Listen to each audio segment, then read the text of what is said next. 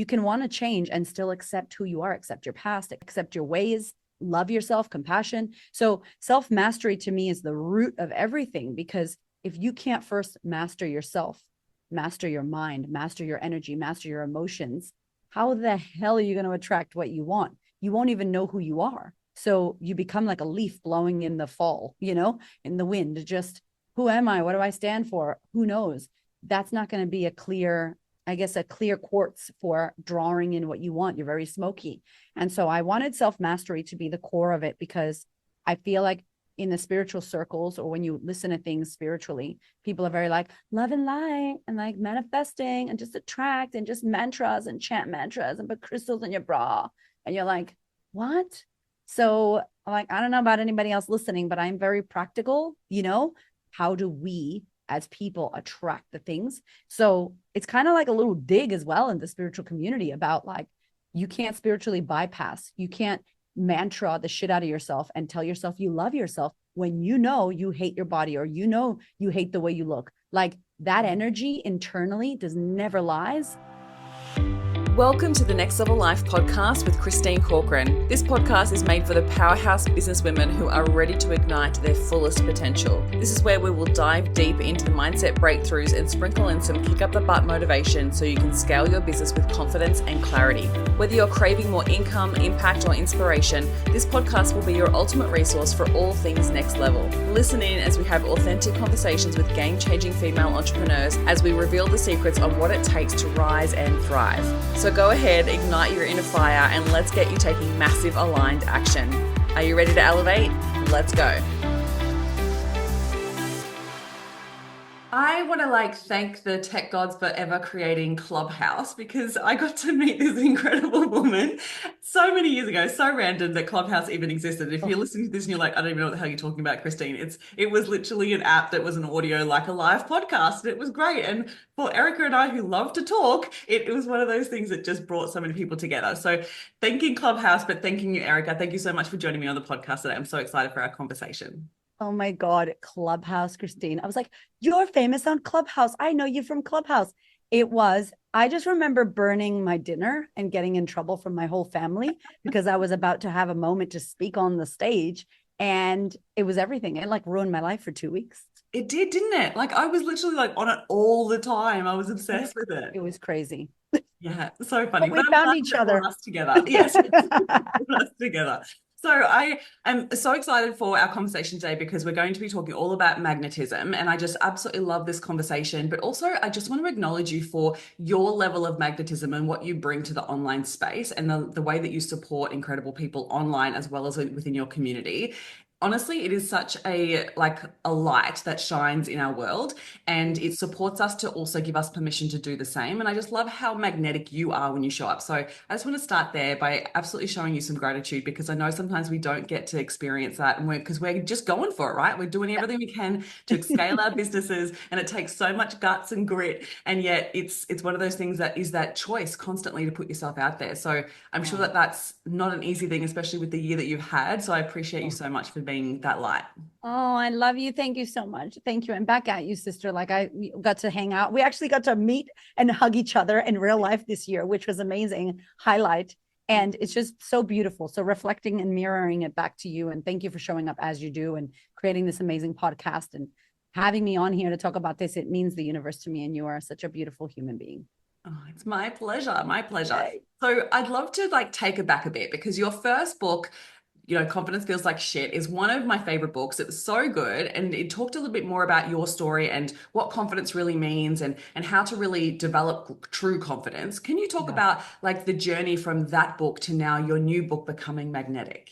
Yes. Oh my gosh. So I can't believe I have 2 books. It is not a small thing. It takes so much energy and so much mind space, emotionally charging, spiritually. I was saying to you before we started recording, I'm wrecked. I never say I'm tired, but I'm freaking exhausted. This book takes a lot. But the first book was 2020. So to be honest, Christine, what happened was 2017 to 2019, I feel like it was my best time, and I had just started. And for whatever reason, we started strong and we kicked off, and financially it was good. And there was so much momentum and everything was rocking. And we were on an international tour because Erika didn't think about going around Australia. No, Erika's like, I'm going to go from Melbourne to New Zealand to Los Angeles and all around America. And then I'll come back in Australia. And we were on this tour. And in 2019, I did 19 live events. 19 live events. Insane. And 13, I know, wild. Like 13 of those were in our program, and the rest were like collaborative events with other people. And then here comes COVID, right? And sits my ass down and is like, you're not going anywhere. So I had literally got back from America. I was jazzed up, ready to go. And I was faced with the reality that I was going to have to sit on my ass and do nothing. And I think at that time in my business, when you launch your business and you have that energy, it's a momentum building. And so to then have a brick wall, like stop you in the middle of your momentum, I was just like, I felt like Mario with the star. And I'm like, I'm wasting that. Like, I have to go do something. So I bounced around my house and was like, I'm going to write my book. And I had that. I think I had it in me for so long, that the process of confidence that we had worked out. And my husband was 100% a part of that, co-editor, co-writer. He was amazing. And I was like, well, what else am I going to do? So in those 6 weeks, we wrote the book.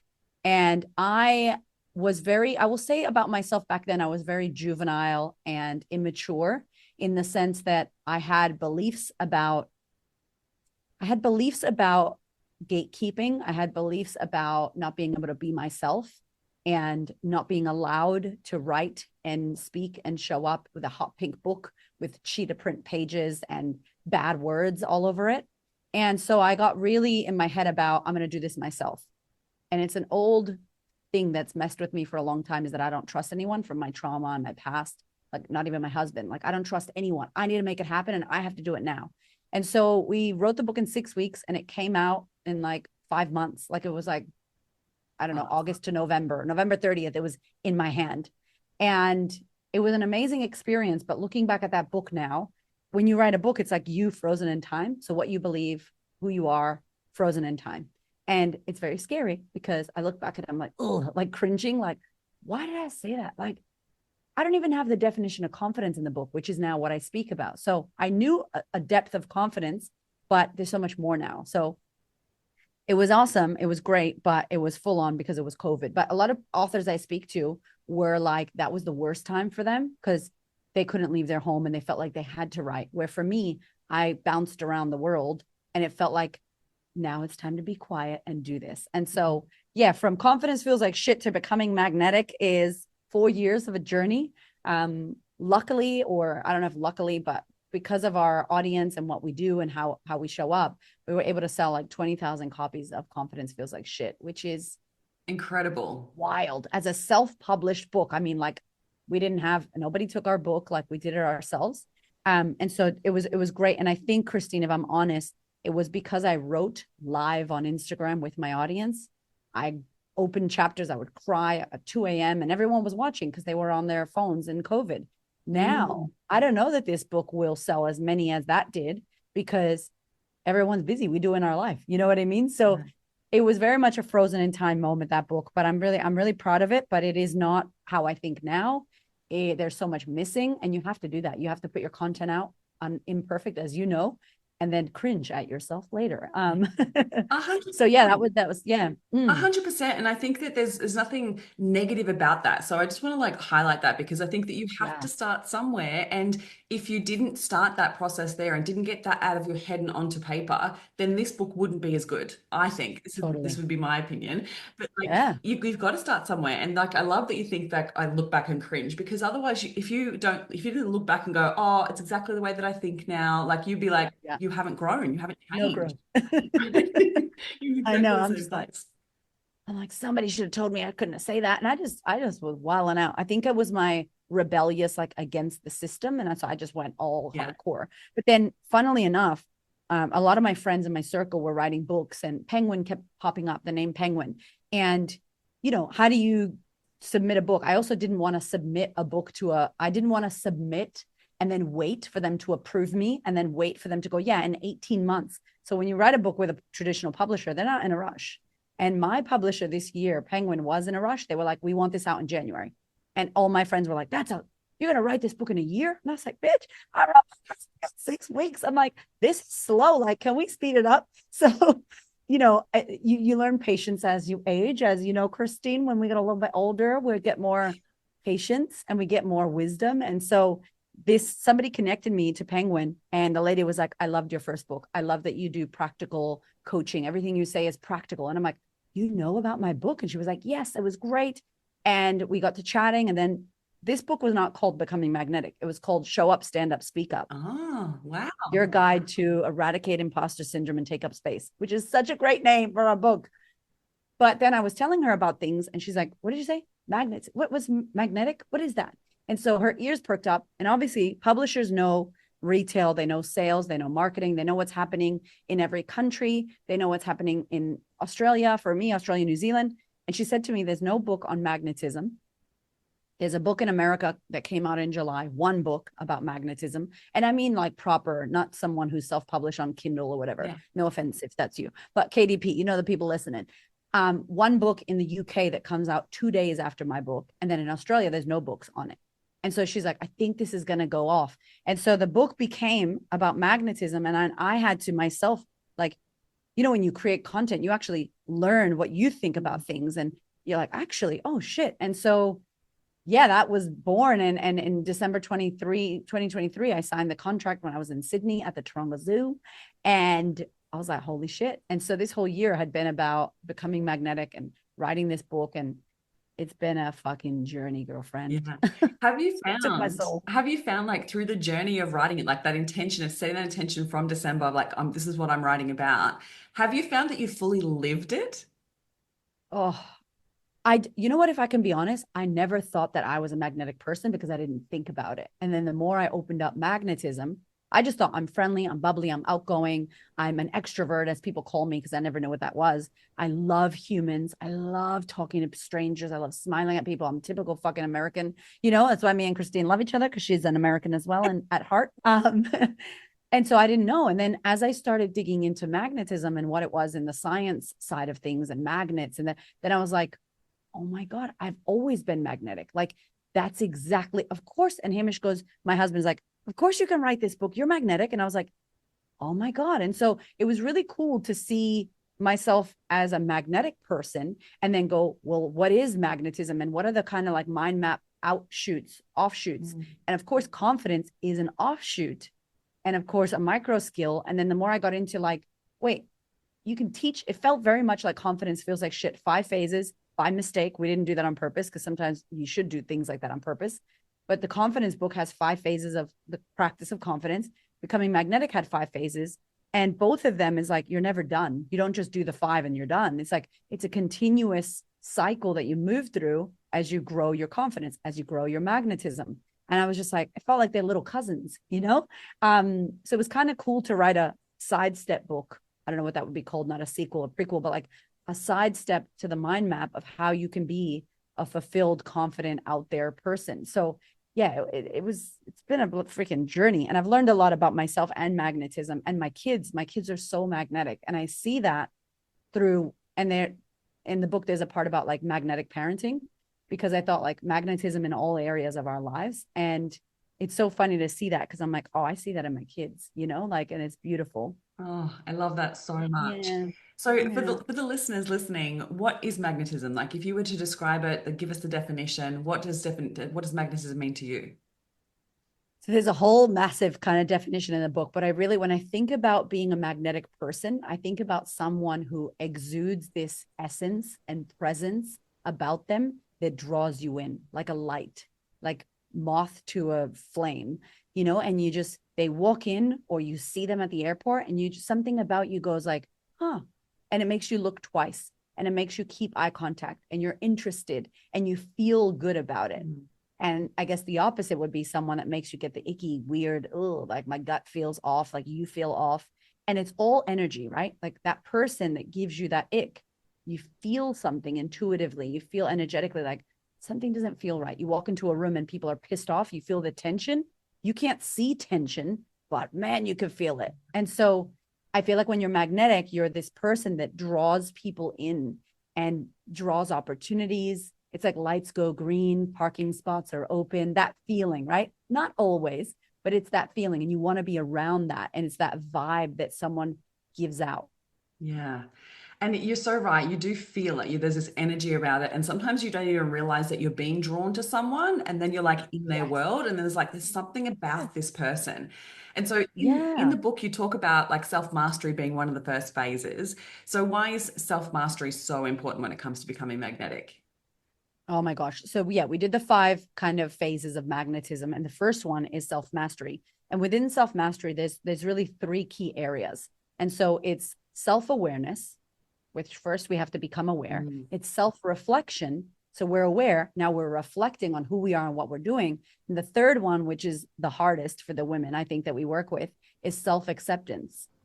And so it's like Yes. accepting yourself fully, accepting things as they are, accepting that this is who you are. And it doesn't mean you don't want to change. You can want to change and still accept who you are, accept your past, accept your ways, love yourself, compassion. So self mastery to me is the root of everything, because if you can't first master yourself, master your mind, master your energy, master your emotions, how the hell are you going to attract what you want? You won't even know who you are. So you become like a leaf blowing in the fall, in the wind. Just who am I? What do I stand for? Who knows? That's not going to be a clear, I guess, a clear quartz for drawing in what you want. You're very smoky. And so I wanted self mastery to be the core of it, because I feel like in the spiritual circles, or when you listen to things spiritually, people are very like love and light and like manifesting and just attract and just mantras and chant mantras and put crystals in your bra. And you're like, what?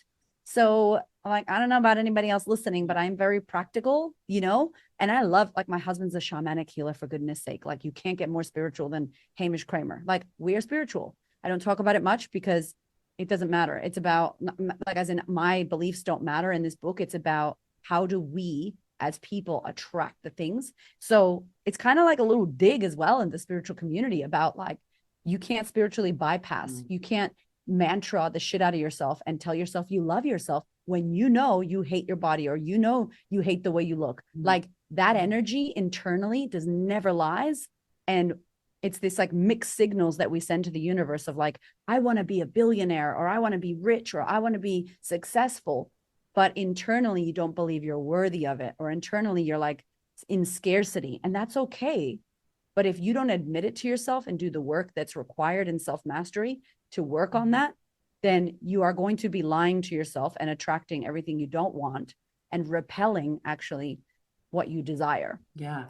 And the key word there that I feel like really resonated with me there is the work. And I literally was having a conversation with clients yesterday about this. And I was like, this is why we Yeah. call it mindset work, because it takes work. It's not something that's so simple that is just like, oh, I can bypass it, or I can just have positive energy. Like it's Yeah. like one of those things, like having a positive mindset. It's actually bullshit, because you end up just bypassing stuff that's important for Totally. you to explore and unpack, because Yeah. there is such deep stuff around our conditioning and around what we believe about ourselves. And if we're not willing to look at it, and we're not willing to actually address, like, where does that come from, and why do I believe that, and actually do the work to shift it, that's where it starts to Mm. not, what am I trying to say? It's actually what stops you from being able to make those Yes. changes, because you keep Yeah. holding onto that. And that self-acceptance piece, I feel like, is so, so freaking powerful, because it feeds into so much, right? Like, if you're willing to put yourself out there online and deal with Mhm. the judgment or the rejection, but you fully accept yourself, you actually don't let it land, right? Like, I just Yes. love that level of self-acceptance that comes to that extent of how it shows up in the world, and it changes the way that you Yeah. then express yourself, but also accept that yourself fully. You don't take it Yeah. personally when someone says, oh, I don't like you. You're like, you don't even know Yeah. me. Yeah. I might not like you either. That's fine. And also in your work, Christine, hello, the work that you do, it's all mindset. Like, you would have to help your clients, I can imagine, with so much of the stories that they tell themselves. And I love that you said that, because it's everything that's happened. And I hate to be like a psychotherapist here, but it's true. The reason why people say these things and we're tired and we roll our eyes when we hear the word mindset is like, look at Tony Robbins. How many years has this man been saying the same shit to different faces in different countries, in different languages translated? He has not changed his message. His message has been the same, So because we have true. the same problem. Yeah, because we're It's human. Like, we we all are, have the as same long as you have problem. a human body, it's like, I'm sure aliens don't deal with it, but we as humans, we do. And so he hasn't changed his tune. And what you just said is so spot on. It's like, people don't think that they're traumatic lives, but it's like if somebody bullied you as a kid, if you were the middle child and nobody listened to you, if your mom and dad got a divorce, if somebody called you fat, if you were made fun of because of your pimples, if a boy broke up with you, if a girl called you whatever, all of that stuff that feels like that's not a big deal, Erika. It's not sexual abuse. Oh, I didn't have someone die. You don't have to compare your traumatic experiences. It could be as traumatic as you asked your mom for help when you were 4 years old. And she said, 1 second, honey. And she didn't look at you and put her hand up. That alone can mess you up for your whole life because your needs were not met as a child and you made it mean that something bad about you. And that's what we do. And so it's funny because I think so many of us compare our trauma or go, oh, I didn't have this. I don't know. It's like trauma shame. It's like, no, guess what? We all went through hard shit in our lives. And those hard experiences that we had as young people, 100% shaped the way you think, especially the way you think about yourself and the stories you made up about the world around you. So now when you're 30, 40, 50, 60 years old, you're going to have as you said, this conditioning or this view of life, the way you see it, that was shaped by your past. And we think we don't need therapy and we think we don't need to cry all those terrible tears that never got cried before. Like, of course you do. And so I think that we are delusional as human beings because we don't work on our shit and our shit works on us. Yeah. It deals with us, and then it's like, oh, maybe I should, like, it should be mandatory. Therapy should be mandatory in school. Like mindset should be mandatory in school, not teaching kids about other shit they don't need to know. It's like, 100%. so it's important. And I think that's the core, right? Because if you're going to become magnetic, you have to fine tune the tool that is you. So you are the tuning fork, and we need to adjust it so that your frequency starts to sound really good. And you're like, oh yeah. And then you start bringing in the things that are at your level, at your wavelength. If not, you will repel the good shit and you will attract the things that you don't desire, which is, I imagine a lot of people that I work with and you work with are attracting what they don't want and actually repelling unconsciously what they do. Yeah, 100% every single day. Yeah, 100%. Yeah. And they're like, you want more money. yeah, and that's the thing is like we don't really give ourselves that level of, like, I think we're so wired to look externally for that level of approval or acceptance, but we're not taught. And I believe that too, like it needs to be taught in school to have that self-acceptance and self-love. And I think that just there's so much fluff around it in the spiritual space, but really practically it is one of those core things that if you don't have that self-belief, if you don't have that self-acceptance, then it's very fucking hard to sell yourself. It's very fucking hard to grow a business, to put yourself out there, to do anything that you really want to truly do in this world, put yourself on stages, like whatever it is that you're wanting to do. Yeah. If you don't have that level of self-awareness to address what's going on internally, it's very fucking hard to show up and be the best version of yourself. Yeah. And I remember in the book, I wrote something about doing the work. And at the beginning, it's very much like, I get it. This is all fluffy, airy fairy, your aura, your vibration. Like I used to side eye that shit too. Don't worry. So like straight away in the book, you can hear who I am and how I get you. I'm with you. And it's like, it doesn't mean that it's not real though, just because I think it was given to us internationally on this silver platter of bullshit. And, like The Secret, amazing movie, amazing concept. However, I feel like the clarity that was missing, or maybe the context in which we took it as humans, there wasn't the practicality. Gabby Bernstein, I love her.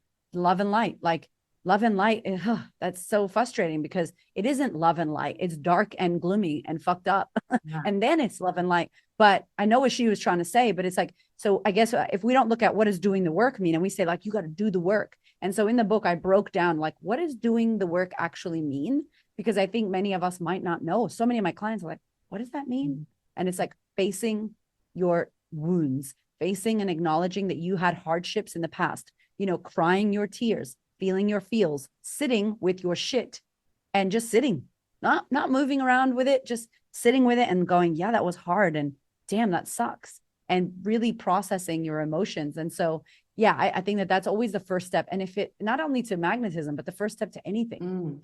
And you're saying this as well from life experience, right? When it comes down to this, like for anyone who never met you before, which must be living under a rock, but like we want to be conscious of the fact that you've been through hardships. You've gone through the worst of the worst when it comes to life experience and trauma, and you've been willing to face off with it. And I just love how you are so forthcoming in like expressing like it's time to deal with your shit. Like, let's not actually keep Yeah. hiding it. Let's not be fearful of it. Let's not put fluff on it. Let's practically go, well, hang on a minute. What is the shit that's holding me back and how can I address it straight up? Yes, yes, yes, yes. Yeah, it's important. Like I had, I talk about it quite a lot, and I think it's now such a refined message. And I don't talk about my story because I want someone to feel sorry for me, or I really, have you ever stood next to a perfect person that was like immaculate, cuticles, beautiful, nails, hair, nothing out of place, and you're like, I might go stand over there. Like, damn, this person is, and they're just, everything's great. Everything's amazing. There's nothing wrong. Like, I'm perfect.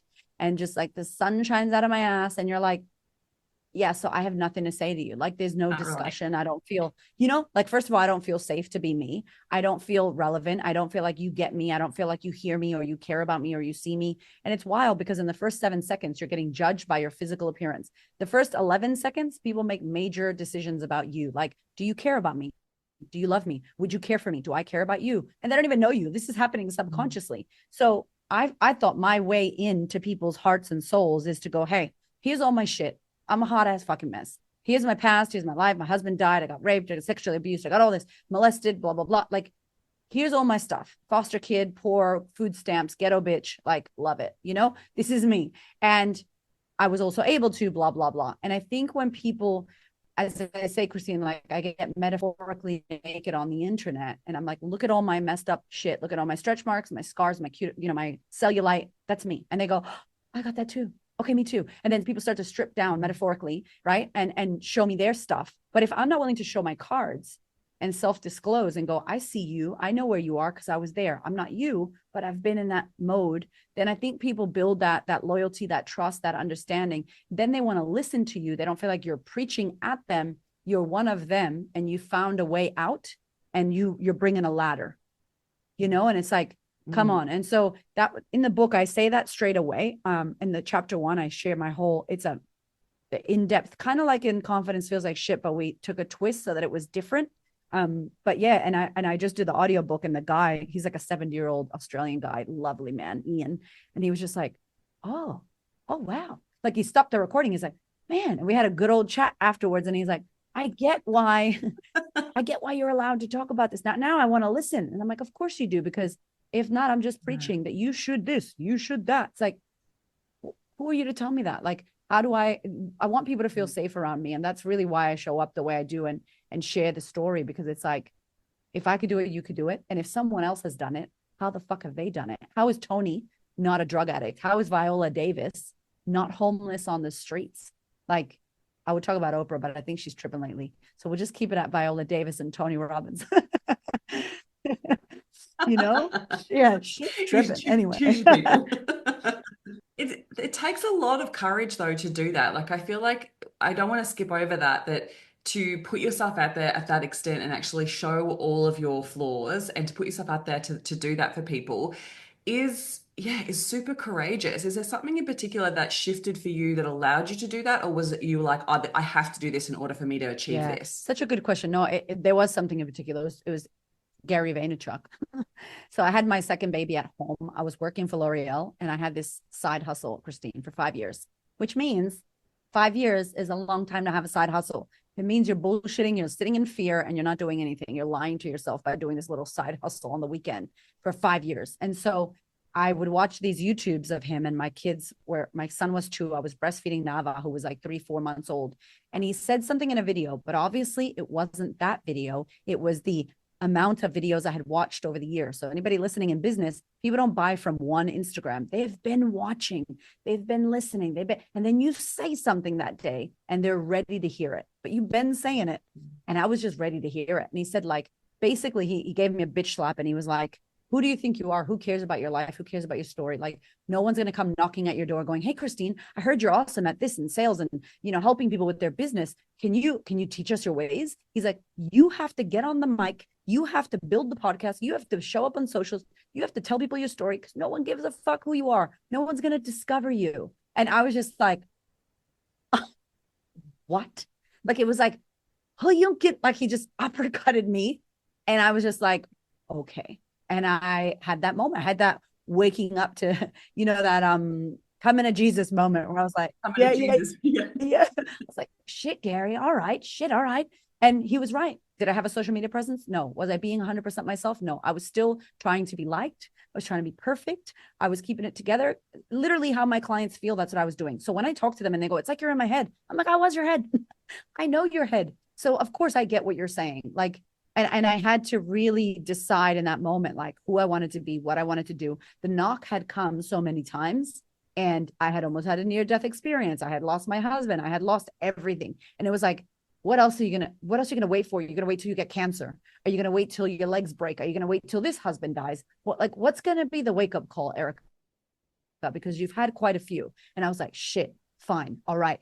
And I don't know if the home birth had a difference, but I had a really bad cesarean and then I had a miscarriage. And then I had a home birth at home, naturally amazing. And Hamish said to me, my husband, you birthed yourself there. Like there was some difference of like this hard thing I thought I couldn't do. I did. And I'm sure it was beautiful that my son came out naturally, but also I feel like it did something for me. And that was when I was like, fuck this shit. I'm doing it. Wow. Wow. Like the ultimate hard thing to do. Yeah. It's like Giving birth. vagina stretched and I came out and I was like, yeah. Oh, God. Oh my gosh. I love that you shared that. And it's so, so true. And I feel like there's, oh my gosh, so much I want to dive Yeah. into Yeah. there.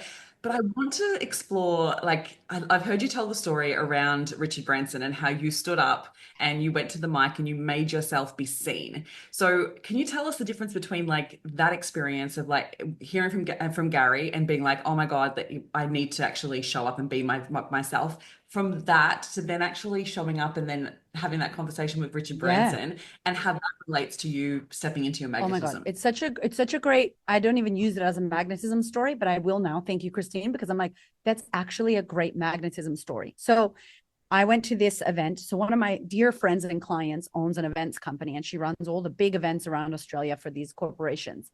And she happened to be the event producer for this Business Chicks event where Richard Branson was coming to, he was actually here for the Virgin cruise ship.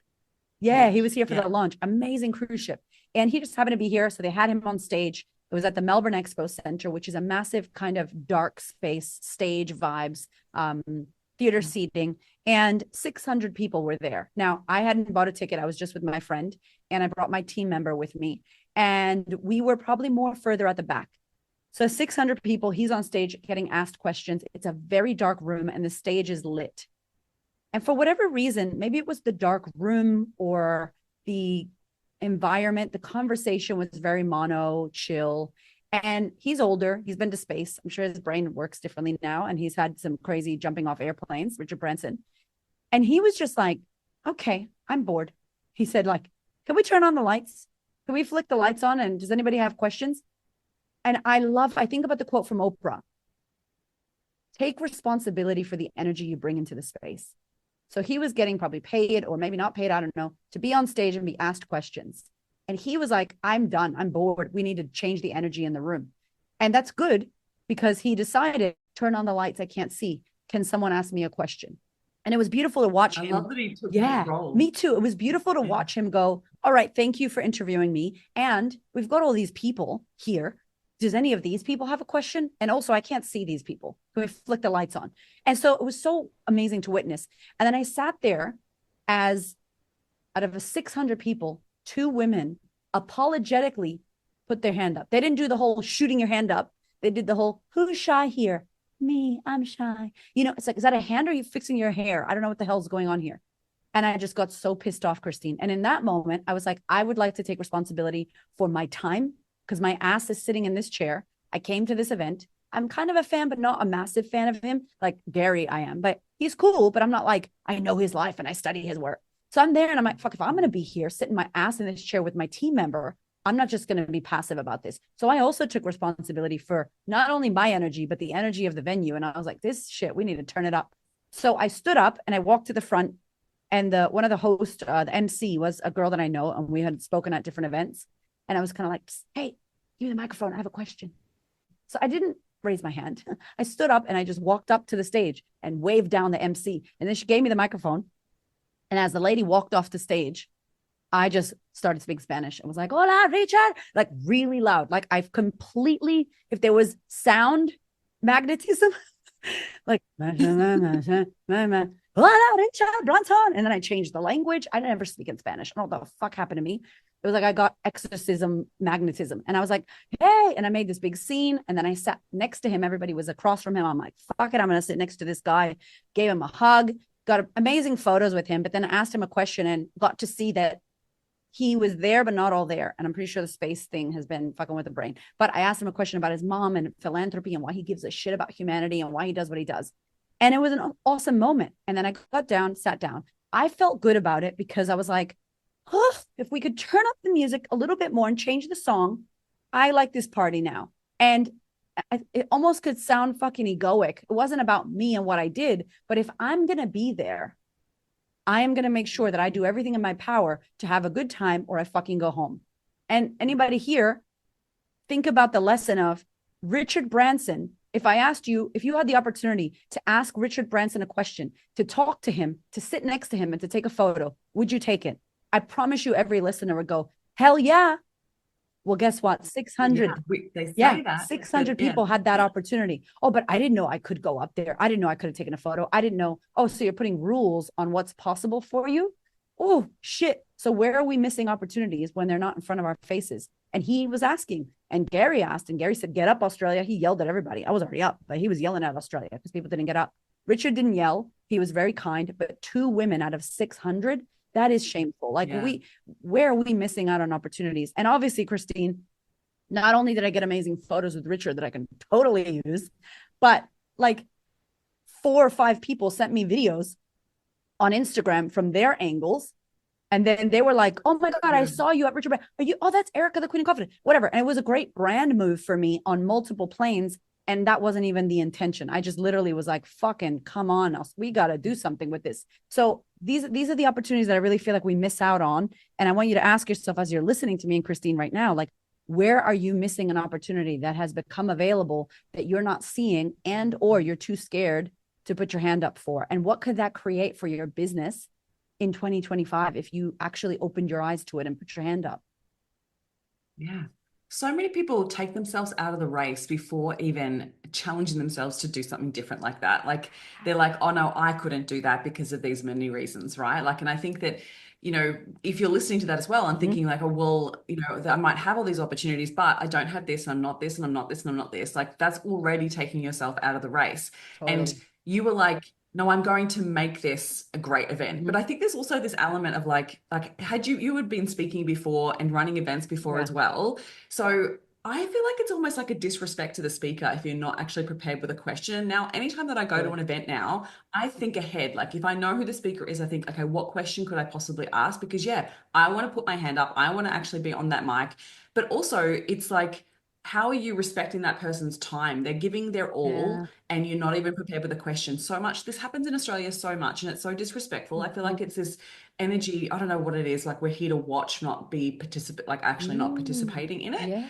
And I feel like going to so many events in America this year, there's this whole difference in the way that Americans go about Yeah. this. And I feel like when we're in rooms with Americans, like they want to see you win. They Yeah. want to know what you're working on. They are so collaborative. And I feel like Australia just isn't just there just yet. Yeah. Like it's getting Yeah. there slowly. We're doing it. And we're trying to make it We're get bringing there. it. Yeah, we're doing it. Christine's an American. I love that you go to because you would see that what's missing and why. And actually, it'd be interesting for you to think of like, what do you think is the difference? And were you like a typical Australian? And did it shift when you went to the States? And if so, like, what was it that shifted it for you? I think what shifted it for me is similar to what you were saying, like putting myself forward and actually just going after the opportunities because of the missed opportunities that I look back on and go, oh my Yeah. God, what did I miss out on? And then challenging myself to be like, hey, how can I count myself in? How can I allow myself to be a part of the room and actually see what I bring to the Yeah. table? And so I feel like it's been a huge identity shift for me this whole year from event one that I went to in January, February, right through to the one that I just came back from. I feel like it's completely Yeah. different. Like there was 2 different people that showed up at those events. Wow. That first one, I was like, I don't belong here. Who am I to think that I can be here? Everyone's going to think this is so stupid, Australian flying all this way to be at this event. Like I literally had all the imposter syndrome Yeah. thoughts. And then this event, I was like, no, I'm here to be seen. Mm, Like it was a completely different wow. energy. And I feel like I think it's the encouraging environment, but I think it's also the mindset of the people that I was surrounding myself with. Mm, Like when you surround yourself with people that are going after it, that are putting themselves in the arena, that are challenging themselves to do hard yeah. things, it changes the way that you think about how you're behaving. Because I think the difference with Australia is that it is a smaller pond. Like I feel like there's that Yeah. element of like there is a smaller pond and there's less people doing big Yeah. things. And so it's easy for us high achievers to just hide and do the mediocre Mm-hmm. things, whereas you can't in Yeah. America. Like you Yeah. can't. So yeah, I think there's a few things Yeah, there. wow. That's so cool that you did like you noticed that about yourself that you were two different people from the whole year. But like you did it. You went Yeah. out there. And these are the things people want to do extraordinary shit, but they're acting ordinary. And it's like you have to be willing to and if you don't have that right now, cool, get around it. Like get around it. And you're like putting my money where my mouth is. I'm paying to play, which all the values you live, I so believe in. And that's another reason why I love you. It's just like you're doing this. And then you get to know, like now people go, oh, you're from Australia. Like that's magnetic. Like you're the lady from Australia. Oh my God, Christine from Australia is here. It's like, that's the difference. Yeah. I love that you've done that. It's freaking amazing. Yeah, and it's led to some Of incredible course. things. And the thing that's the beauty about magnetism, right? Like when you actually put yourself out there and challenge yourself to grow, it shows people that you are there and that you're Yes. someone to be paying attention to. You know what? You just gave me like, so in the book, there's like 10 myths of magnetism, like basically what magnetism isn't. And then at the end, I share what it is to me. And this is just to me and what I think. And I believe you probably think the same thing. To me, magnetism is connection. And I am obsessed with the exchange. Oh, I'm obsessed with the exchange. It makes me like, I get emotional if I think about it. I'm obsessed with the exchange of humans. Like I'm a human, you're a human, we're on the planet, we walk by each other. I look into your eyes and I smile. Or if I dare say good morning and you go, good morning, and I go, have a great day. Oh, like fucking, I Yeah. have chills. Like, what the fuck else is there? Like, I'm going to be on this planet and so aren't you. And I happen to walk by you and I smile at you and I exchange beautiful, positive energy. Like, I can't, it means the universe to me. It means the universe to me. And if you don't smile back, I am walking around with that energy bubble, with that aura, with that vibration. My light is bright and shining and sparkly and sprinkly. And it doesn't have to be loud. I'm not loud. I'm just saying you're vibing. You walk around, that person, meh, and the next person, bling, the next person, meh, the next bling, bling, bling. Then you find all your people and they just fucking, I'm playing a game in my own head now with this analogy, but Yeah. like, it's just like green, green, green, amazing. Hi, hi, hi. Oh my God. Fuck, if anything, you're going to be on planet Earth walking around. Would you rather have kind of energy where you're just like, nah, do not enter, abort mission, like red fucking flat line? Or would you rather be a green blinging light? And like, we get to choose who we want to be. And literally, my audio guy that I met, Ian, he's not doing anything. He's doing his job. I'm doing my job. I can't tell you the interconnected conversations. And I said to him yesterday, I might never see you again. I hope I do. But this has been so amazing. And I'm so grateful that I got to meet you and feel you and see you and understand your mind as a 70-year-old man who does audiobooks. And he was the audio engineer for The Secret. And he's like, whoa, this is so crazy. This stuff, like, who does he know? He knows heaps of people probably. Do I need anything from him? No. But will the universe interconnect us somehow in the future? Maybe. And if it doesn't, I had a great experience with Ian and he was a good human. And I felt good every day leaving and he felt good. What did I do for his life? I don't fucking know. But I hope I deposited some positive energy and some insight. And he definitely did for me. And then I walk around life and I meet another person. So to me, magnetism is connection. It's literally connecting with another person. And you're going to be on this earth anyway. What kind of person do you want to be? What kind of energy do you want to hold? And you're telling me if you have amazing, beautiful energy where you desire nothing from someone but to deposit goodness into the bank account of fucking life, you're not going to get a bunch of secret checks deposited. You're not going to get a bunch of great things. Of course you are. So like, that's it for me. Like, I'm nice because I want to be. That's who I am. And it's phase 2, which is the true north. Phase 2 is your values. It's who the fuck you are. You're not doing it for any other reason, but because of who you are. And I think many people, Christine, and you probably see this, they don't know their values and they're not living in alignment with them. And they don't ask, are those my values? Are those my mom's values? Are those my values? Or is that the business cult that I joined's values? Like, hold on a minute, And so when you know who you are, then you can act accordingly. Yeah. And there's an element there of like that willingness to pour into people that you just Yeah. described, like your willingness to fully be it and do it just for yourself without the wanting to get from it. I feel like that's Yes. what I heard coming from you, that there's this not, I'm willing to pour in and give energy and exchange that energy without that energy of like, oh, but what am I going to get from this? Like I Hmm. think there's sometimes that repercussion that happens, or that misconception of like, oh, I've got to give to get.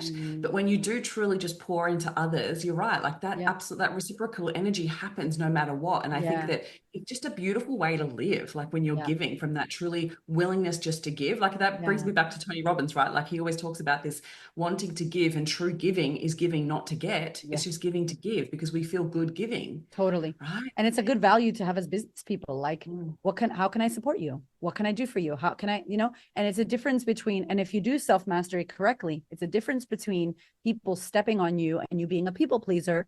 And it's one of the myths of magnetism. Like, magnetism is not people pleasing. Magnetism is not pretending to be someone you're not. Magnetism is not a lack of boundaries.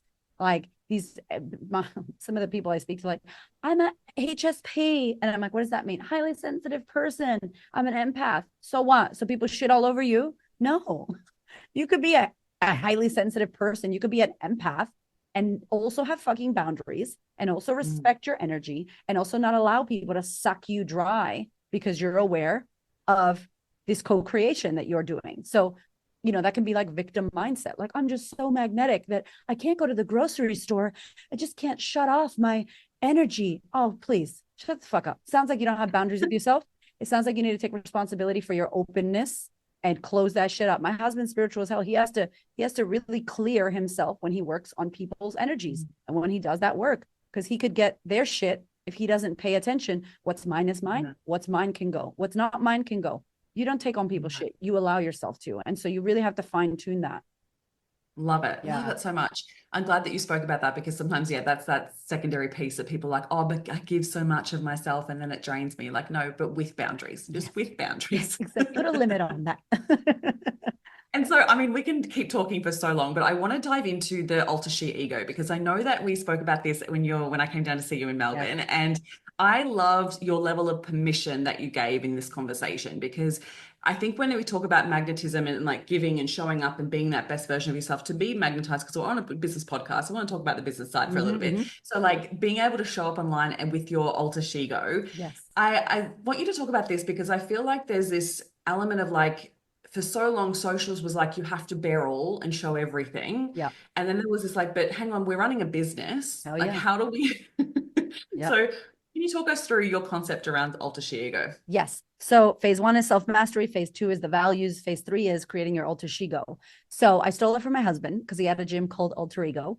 And basically, it's Beyonce, Sasha Fierce. If you look at a photo of Beyonce and a photo of Sasha Fierce, some people go, is that both Beyonce? It's like, no, one is Sasha Fierce. One is her alter ego, her altered self, her 2.0 self. And for me, the queen of confidence is my alter ego. So she doesn't give a damn about the way she looks. She's outspoken. She wears big hats and nails, and she's out there, sparkles. The crazier the outfit, the better. She takes up space fully and unapologetically, and she does it to be of service. Erika would be like, oh my God, do I look silly? Do I look fat? Do I look weird? She doesn't care about that. So when you have this version of yourself, which some people in the spiritual circles might say your higher self or the future you or Christine 10.0, there's a future you living the life that you want to live. She's got the followers, she's got the money, she's got the business, she's doing it all.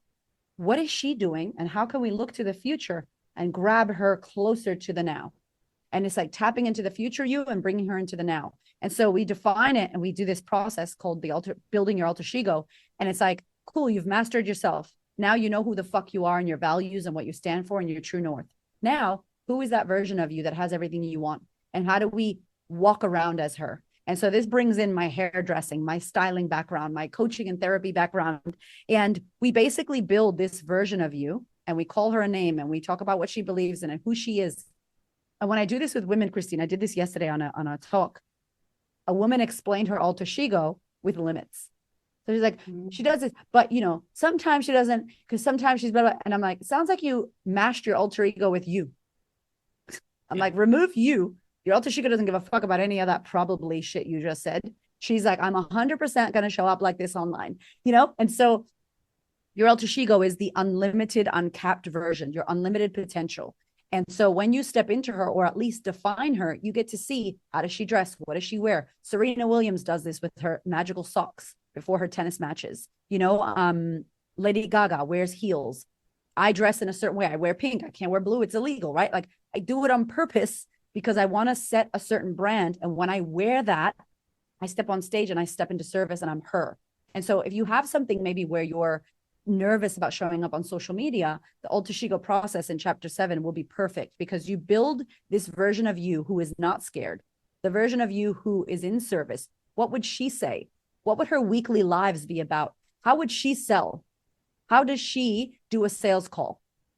How does she set up her events? How does she welcome people? How does she deal with feedback negatively and criticisms and trolls? What is her view? What are the things she thinks about? Who's in her circle? Like Christine, I hats off to you, because you went, I want to change my circle. You went all the way to the United States. I know that shit ain't cheap, because USD to AUD is a hot mess right now, right? It's been a hot mess for a while. And you're investing money to be around circles of people that you want to connect with, so that you can shift the energy around you. And then people will go, oh my God, how'd you do that? And you'll be like, I paid to play and I wanted to be around the people. And then naturally, the people that vibe with you, you'll build what's called a friendship, and then everyone wants to help you. But it's like, you decided who you wanted to be. And as you went in at the beginning of the year, a bit of Christine was there. And now you've fully integrated into this alter ego self, who is like, I'm getting on airplanes. Me and Erika are going to America next year. I'm inviting influencers that I love onto my podcast. They're saying yes, because I'm showing up as the Alter Shego, not the nervous Christine who's not sure. Because when you show up as the not sure, unclear, lacking confidence version of you, the world responds to her. But when you show up as your Alter Shego, your 2.0 self, as her, the future you, when you walk around as future you, people respond to future you. You get results as future you. You bring what you wanted in the future into the now, and it happens now because you're being her now. And it's such a powerful distinction. Anyone can do. Anyone can do. It is freaking powerful to do. And it's something that I've, done for so long now, where it's that definition of the future vision, future version of yourself, and revisit her on a regular basis. And this year, like you just described, like there was this moments where I was like, who are you going to be in this moment? And what are you choosing to be? And how are you choosing to show up? Like, even before I went, I had a stylist session, went shopping with a stylist to get clothes specific for these events, because I was like, I want to show up as the best version of myself. And so I love that all come back around, because it's literally like stepping into that future vision of yourself, because otherwise we can just get so caught up in just the circles that we're in, and we just keep regurgitating the same behaviors, same mindsets, the same energy, and it just is exhausting. And so sometimes you've got to make that decision to be like, no, I want more for my life, and I'm going to put myself in rooms where I'm going to make that happen. And really, if we don't take time to define the future, and some people, like, I'm just going to have some empathy here. Some of you listening to this might be like, I don't know who that future me is. Man, I have no idea. And it's like, take the time, a perfect time to do that now. Like, it's a new year. Take the time to think about, who is that future version of me? And what do I want that I don't currently have? And what would make me happy? How much money, relationships, love, my body, my health, whatever areas of your life you want to look at and go, if it was all good and I had everything I desired, how would my life look? What would be my perfect life? And then reverse engineer. Cool. So what am I doing today? I remember, Christine, when I brought this up, when Hamish showed me this, I said to him, I want to be Tony Robbins. I want to speak on stage. I want to write books. I want events with thousands of people. So he was like, babe, we can't do one-on-one coaching anymore. And I was like, yeah, but that's like in the future. He's like, yeah, but if we continue to do this for another 1 year, 2 years, 3 years, 4 years, 5 years, you're never going to get to that future, because he's very good at that mapping and framework. And I was like, oh my God, you're right. So that following year, Christine, we decided that we were going to launch our online program, one-to-many, and then kill one-to-one. This was back in 2018, and I have no more one-on-ones. So it was just this year that I started doing one-on-ones, obviously high-level, amazing women. And even with them, I'm like, I love you. I'm not going to be able to do this again. My Queen's Table, I'm like, hi, we're going to probably do a year or two. Then good luck trying to find me. I'm not going to be here. I would not be on Zoom with anybody. Like I'm going to be doing that. But I know that for my future. So then I act now. So what we did, we changed that program. So we closed one-to-one. We got one-to-many. That program did 500K in a year. That was our fucking second year of business. And if I didn't have that future sight and bringing it into the now, it's never going to happen. Then it becomes what I call a pipe dream. You're bullshitting yourself. You're lying to yourself. Your mind's telling you bullshit stories. But the reality is that you're nowhere near it and you haven't taken the steps to actually meet the future you. So building your Alter Shego is really a moment to, especially if you're not clear, to go, who am I? What is it? And there's a whole process in the book, and there's a playlist that goes with it, which I won't spoiler alert, but there's a playlist, and I know it's so fun. Good. And then that next kind of step is the evolution, and it's phase 4. So it's easy to say, I'm going to build my Alter Shego, I'm going to write my values, I'm going to do my self-mastery work. But the evolution is like, here's the test. Are you sure, Christine? Are you sure that's who you are? Are you sure you don't want to go back to your comfort zone? And it will test you in ways that you think are not test. And it's savvy, man. The universe does not mess around. It's like, let me just throw that in front of you to see if you'll take that low ticket client who never pays you because you need money. And you're like, but it's the beginning of the year, and in January, I always need money. And this lady said she'd do it, and I bent, and we're going to do it for cheaper. And then you always regret taking that client because they become a pain in the ass. And it says, hold it, hold your new price, or hold your new offer. Don't keep doing the old things. And so the evolution comes. And I think a lot of us fail the test. I think a lot of us think that it's not an evolution, that it's a thing and it's testing you, and you bypass evolution.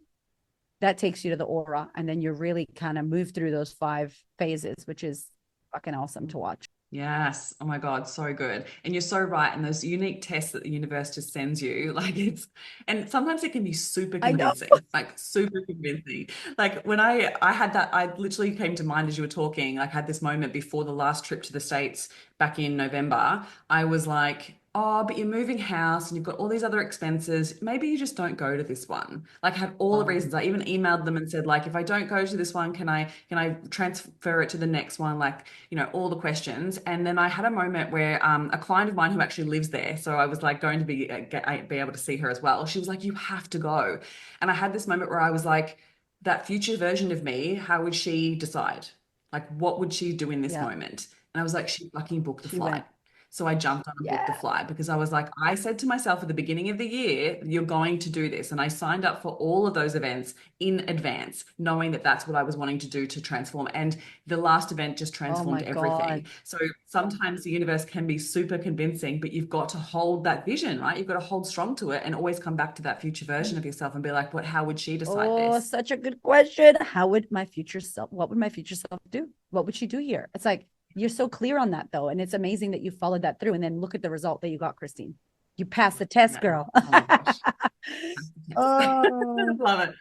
Oh my God. So what would you like everyone who's going to read this incredible book, what would you like them to walk away with? What's your goal with this? I think that the main thing that I would love is to know that you are already magnetic. You already have what it takes. It may be buried under a bunch of shit that you just swept under the rug and pushed down. And maybe if you're feeling the suppression or depression or the sadness or the, I don't know who I am, or I'm feeling dark and my light's not there, there's just layers of stuff. And so my hope is that you can understand that you are already magnetic, and it's just removing the things that are stopping you from being who you truly are. It's not about adding. It's not about becoming someone new. It's really about letting go of those blocks and those layers that you've allowed to put on yourself, and some are subconscious, so that you can be consciously magnetic, so that you can intentionally decide, I'm going to get a parking spot. I'm going to marry that person. I'm going to make this much money this year. I'm going to do this thing. And when you say that and when you create that for yourself, you act as though it's done, and you be her. You become her. And by becoming her, you get her results and you get her life. And then you realize, oh my God, it's only been a year. And who I was at the beginning of the year versus who I am right now is completely different. And I didn't have to do extra. I had to remove what was no longer serving me. And so I hope that people find the book to be super practical. We found a tricky thing doing the audio in chapters 10 and 11, which are basically, after I take you through the 5 phases, I talk about magnetism in all areas of your life. And so we break down energy, like having more energy. We break down friendships, love for the single ladies that want to attract love. We break down couples, those that are in couples, parenting, business, leadership, career, and money. So we break down all the areas of your life through the 5 phases. So it's a very tangible explanation how to do it. And we found in the audiobook, it's so hard when you're listening to go through that. So I had to add a few extra little ad libs, but I hope that when you download the book, if you get the audio, you get a little PDF, or if you buy the physical copy of the book, that you can see how to do this step by step, that it's tangible for you, that it's actionable. We put heaps of magnetism and confidence and self-love and all that shit that you think people have, charisma. It's just a bunch of micro skills. They are skills that you can learn. You can learn how to be open. You can learn how to be confident. You can learn how to be warm. This isn't something some are born with and others are not. And so I hope that the most timid women who have lacked confidence and don't believe in themselves pick this book up and have a roadmap with steps on how to do it. Yeah. It's going to change lives. Like when you talk about it like that, that's a life-changing permission slip. Like it's taking it to that next level and giving them the practical strategies. Because I 100% agree with you that it sometimes does get a little bit lost in the spirituality kind of side, and we don't have the practical strategies of actually putting it into action in our lives. So love that. And I think that we need to get the audiobook and the hard copy so then we can hear the energy in your voice as you share it as well, because that's receiving that energy. You could read together. Yeah. Yes, do it together. I think it was Alex who said that. He was like, get the audio and read my book. And I remember being on the plane and listening to Alex Hormozi's book, and I had the actual book, and I was like, this is so good, because like you're reading and you're listening, which is the best way to learn. So yes, please, can you get both? Thanks, friends. Yes, absolutely. Already pre-ordered, love. Yes, I can't wait. Oh my God. Amazing. Thank you so much for sharing and giving your gifts today with me here on the podcast. It's an absolute joy to spend time with you. So thank you so much for sharing and connecting here today. Thank you, Christine. I cannot wait for y'all to read this book. And thank you for doing the work you do, my love. My pleasure. Thank you. So I'm going to make sure that all the links are in the show notes so you can go direct and buy the book, whether it's on Audible, whether it's on any of the links, buy the hard copy, buy the Audible, and get this into your ears ASAP. And make sure that you share on social media and let us know what you took away from this episode, and make sure that you tag Erika so she can see all the beautiful love and what you took away from this episode. So I appreciate you so much. Thank you so much for being a part of it today. Thank you. Thank you for listening, and if you found any value out of this episode, make sure you hit the follow button so you get access to the episodes as soon as they are live, and make sure you come hang out with me on Instagram. You can find me at ChristineCorcoran_coach. Have an incredible week.